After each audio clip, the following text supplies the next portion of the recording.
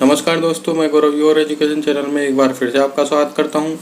दोस्तों, हमारी जो जूनियर एडिट साइंस की सीरीज चली थी उसके आज की हमारी 26वीं क्लास है और टॉपिक आज के लिए हम करेंगे रक्त की संरचना, रक्त वर्ग, रक्त के आदान प्रदान में सावधानियां। दोस्तों, जूनियर एडिट साइंस का हमारा सिलेबस कंप्लीट हो ही चुका है, सिर्फ एक चैप्टर और रह गया है। कल को हम वो टॉपिक भी क्लियर करवा देंगे। आज ये सेकेंड लास्ट है, तो बहुत ही जल्द हमने ये सिलेबस कवर कर लिया है और आशा करता हूँ आपको सारी वीडियो पसंद आई होंगी। तो बिना देर करे चलते हैं हम क्वेश्चन की तरफ। पहला क्वेश्चन है, थ्रोम्बोप्लास्टिन कहाँ से रक्त स्कंदन के लिए प्राप्त होता है? तो ये प्राप्त होता है दोस्तों प्लेटलेट से। ऑप्शन नंबर बी इसका बिल्कुल सही आंसर हो जाएगा। यूपी टेट 2016 में आया हुआ क्वेश्चन है, अच्छा क्वेश्चन है। इसके क्वेश्चन एक न एक रक्त वर्ग से आते ही हैं और जो लास्ट टॉपिक है वो रक्त वर्ग का है स्पेशली, तो उसमें से भी हम क्वेश्चन देखेंगे, वो कल को वीडियो आएगी। अगला क्वेश्चन है, रक्त का वह घटक जो संपूर्ण रक्त वाहिनियों में इसके थक्का बनाने को रोकता है, तो वह कौन सा घटक है? वह है दोस्तों हेपेरिन। ऑप्शन नंबर 20 का बिल्कुल सही आंसर हो जाएगा। अगला क्वेश्चन है दोस्तों, कौन सी रक्त कणी का रक्त स्कंदन में सहायक है? तो वह है प्लेटलेट्स यानी कि बिंबाणु। ऑप्शन नंबर 20 का बिल्कुल सही आंसर हो जाएगा।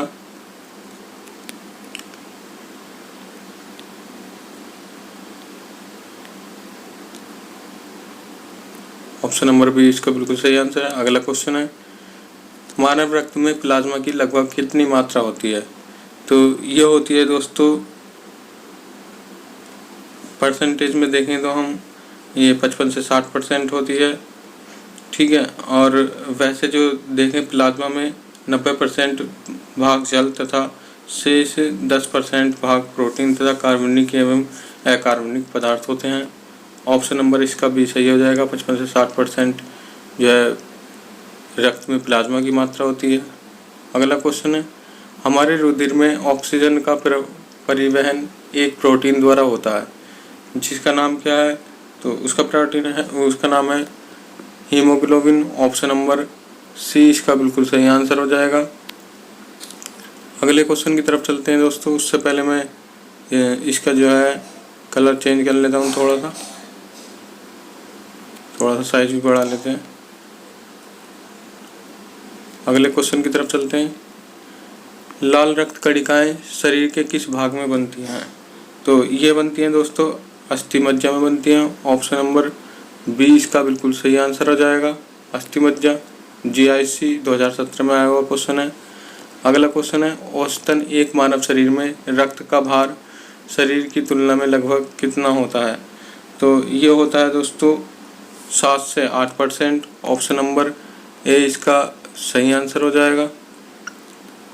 अगले क्वेश्चन की तरफ चलते हैं, एक स्वस्थ व्यक्ति का रक्तदाब होता है। तो स्वस्थ व्यक्ति का जो रक्तदाब होता है दोस्तों वो होता है 120 और 80, यानी कि ऊपर का जो होता है वो 120 होता है और नीचे का 80 होता है, ठीक है। अगला क्वेश्चन है, रक्त का कौन सा घटक भोजन, CO2 और नाइट्रोजन युक्त कचरे का परिवहन करता है? तो ये करता है दोस्तों प्लाज्मा। ऑप्शन नंबर डी इसका बिल्कुल सही आंसर हो जाएगा। अगले क्वेश्चन की तरफ चलते हैं, रक्त में पाया जाने वाला शरीर में ऑक्सीजन परिवहन के लिए जिम्मेदार होता है, तो ये होता है लाल रक्त कोशिकाएं। ऑप्शन नंबर सी इसका बिल्कुल सही आंसर है। अगले क्वेश्चन की तरफ चलते हैं, रक्त का वह भाग है, यानी कि इसमें से रक्त का वह भाग है जिसमें 92% जल होता है और शेष 8% प्रोटीन, खनिज, हार्मोन, एंजाइम तथा अन्य पदार्थ होते हैं, तो वो होता है दोस्तों प्लाज्मा, जिसके बारे में मैंने बताया था। ऑप्शन नंबर डी इसका बिल्कुल सही आंसर हो जाएगा। अगला क्वेश्चन है, मानव शरीर में मौजूद निम्नलिखित कोशिकाओं में से किसमें माइटोकॉन्ड्रिया नहीं पाया जाता? तो किसमें नहीं पाया जाता है? ये नहीं पाया जाता लाल रक्त कोशिका में। ऑप्शन नंबर ए इसका बिल्कुल सही आंसर होगा। अगला क्वेश्चन है, रक्त कोशिकाएं जो मोनोसाइट से छोटी होती हैं और जिसमें बड़ा केंद्रक पाया जाता है, तो वे रक्त कोशिकाएं क्या कहलाती हैं दोस्तों? इसमें से 4 ऑप्शन दे रखे हैं। तो इसमें से जो सही आंसर होगा ये है लिम्फोसाइट। ऑप्शन नंबर बी इसका बिल्कुल सही आंसर है। अगले क्वेश्चन की तरफ चलते हैं। एक वयस्क मनुष्य के शरीर में WBC संख्या पाई जाती है, तो WBC की संख्या कितनी पाई जाती है एक वयस्क व्यक्ति के शरीर में? ये 5000 से 10,000 तक पाई जाती है। ऑप्शन नंबर बी इसका सही आंसर हो जाएगा। अगले क्वेश्चन की तरफ चलते हैं। रक्त में कुल कोलेस्ट्रॉल का वांछित स्तर है, तो कितना होता है कोलेस्ट्रॉल का वांछित स्तर? ये होता है 200 से 240 mg/dl। ऑप्शन नंबर बी इसका सही आंसर हो जाएगा। अगला क्वेश्चन है, थ्रोम्बोसाइट को और क्या कहते हैं? तो थ्रोम्बोसाइट को इस प्लेटलेट्स भी कहते हैं। ऑप्शन नंबर डी इसका बिल्कुल सही आंसर हो जाएगा। इसके बारे में मैं आपको बता दूं, रुधिर में लाल रेखा श्वेत कणों के अतिरिक्त एक अन्य प्रकार के पदार्थ तैरते रहते हैं। इन्हें रक्त पट्टिकाएं यानी कि प्लेटलेट्स कहते हैं। ये लाल कणों से छोटी होती हैं, इनकी संख्या भी बहुत कम होती है, इनका जन्म स्थान भी अस्थि मज्जा ही है। इनका मुख्य कार्य रक्त जमने से सहायता करता है। ठीक है, प्लेटलेट्स का जो मुख्य कार्य होता है ये होता है रक्त जमने में सहायक होता है ये। ऑप्शन नंबर डी इसका सही हो जाएगा। रक्त का pH कितना होता है? ये होता है 7.4 रक्त का pH होता है। ठीक है, और रक्त लाल रंग का चिपचिपा सा जल से कुछ भारी अपारदर्शी हल्का सा क्षारीय पदार्थ होता है। मानव शरीर में रक्त की मात्रा शरीर के भार की लगभग 7.8% होती है। इस प्रकार एक औसत भार लगभग 70 किलो वाले स्वस्थ मनुष्य के शरीर में लगभग 7 से 8% भाग घेरे रहता है। स्त्रियों में पुरुषों की अपेक्षा रक्त की मात्रा कम होती है। ठीक है, अगले क्वेश्चन की तरफ चलते हैं। रक्त की प्रकृति हल्की कैसी होती है? ये होता है क्षारीय होता है ये। ऑप्शन नंबर सी इसका बिल्कुल सही आंसर हो जाएगा। अगले क्वेश्चन की तरफ चलते हैं। हीमोग्लोबिन रुधिर कर्णिका के निर्माण में किन दो की आवश्यकता होती है? तो किस किस की आवश्यकता होती है? इसमें फॉलिक एसिड और लोहे की आवश्यकता होती है। ऑप्शन नंबर बी इसका बिल्कुल सही आंसर हो जाएगा। अगले क्वेश्चन की तरफ चलते हैं। किसके कारण रुधिर लाल दिखाई देता है? तो रुधिर लाल किसके कारण दिखाई जाता है? ये दिखाई देता है हीमोग्लोबिन के कारण। ऑप्शन नंबर सी इसका बिल्कुल सही आंसर हो जाएगा। अगले क्वेश्चन की तरफ चलते हैं। अगला क्वेश्चन है, रक्त किस प्रकार का ऊतक है? तो रक्त है दोस्तों संयोजी ऊतक, जिसे हम तरल संयोजी ऊतक भी कहते हैं। ऑप्शन नंबर बी इसका बिल्कुल सही आंसर हो जाएगा। अगले क्वेश्चन की तरफ चलते हैं।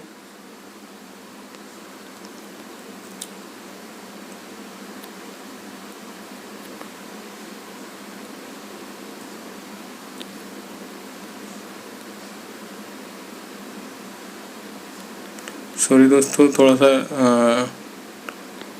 ऊपर नीचे हो गया क्वेश्चन, मैं लगा लेता हूँ। हाँ, ये था।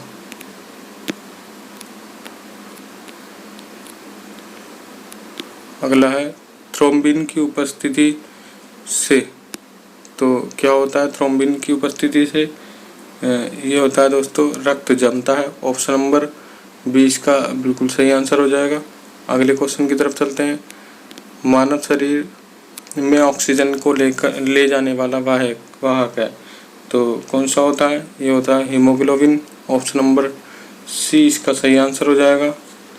अगला क्वेश्चन है, नॉर्मल हीमोग्लोबिन स्तर होता है, तो नॉर्मल जो होता है वो होता है 13 से 15 ग्राम पर 100 ml ब्लड में। ठीक है, ऑप्शन नंबर ए इसका बिल्कुल सही आंसर हो जाएगा। हालांकि ये जो है मतलब अलग अलग एज में अलग अलग होता है। जैसे कि बच्चे में जो होता है 17 से 22 ग्राम पर 100 ml रक्त में होता है, और बच्चे में होता है 11 से 13 ग्राम पर 100 ml, और वयस्क पुरुष में होता है 13 से 15 ग्राम पर 100 ml, और वयस्क महिला में होता है 12 से 16 ग्राम पर 100 ml ब्लड। ऑप्शन नंबर इसका जो सही आंसर था वो था ए, ये मैंने बता दिया था। अगले क्वेश्चन की तरफ चलते हैं। रक्त का सामान्य पीएच यानी कि हाइड्रोजन आयन सांद्रता होती है, तो रक्त की कितनी होती है दोस्तों, ये आप सभी को पता है। ये होती है 7.35 से 7.74 तक ये क्षारीय होता है और ये तरल संयोजक होता है। ऑप्शन नंबर 20 का सही आंसर था। श्वेत रक्त कणिकाएं किस आकार की होती हैं, तो ये होती हैं दोस्तों अनियमित आकार की होती हैं, इनके कोई आकार नहीं होता है निश्चित आकार। ऑप्शन नंबर सी इसका बिल्कुल सही आंसर हो जाएगा। अगले क्वेश्चन की तरफ चलते हैं। प्रति घन mm रक्त में लाल रक्त कणों की संख्या होती है, तो ये कितनी होती है दोस्तों, ये होती है 50 लाख के करीब। ऑप्शन नंबर ए इसका बिल्कुल सही आंसर हो जाएगा। अगला क्वेश्चन है रक्त प्लाज्मा का पीएच होता है, तो ये आज का लास्ट क्वेश्चन है। तो रक्त प्लाज्मा का पीएच ये अल्प क्षारीय होता है। ऑप्शन नंबर सी इसका बिल्कुल सही आंसर हो जाएगा। राजस्थान पीसीएस पीजीटी बायोलॉजी 2015 का क्वेश्चन है, अच्छा क्वेश्चन है। तो दोस्तों अगर आपको हमारी वीडियो पसंद आई हो तो वीडियो को लाइक ज़रूर करना और ज़्यादा से ज़्यादा अपने लोगों तक शेयर करना। और दोस्तों अगर आप हमारे चैनल पर नए आए हैं तो चैनल को सब्सक्राइब करना बिल्कुल मत भूलना। सब्सक्राइब करके बेल आइकन के बटन को ज़रूर दबा लें, क्योंकि यहाँ पर इस तरह की वीडियो आती रहती है। और दोस्तों आज आपका नया टाइम टेबल शुरू हो जाएगा। आज से daily time to time classes regular होंगी। तो चलते हैं, मिलते हैं अगले वीडियो पर, तब तक के लिए नमस्कार।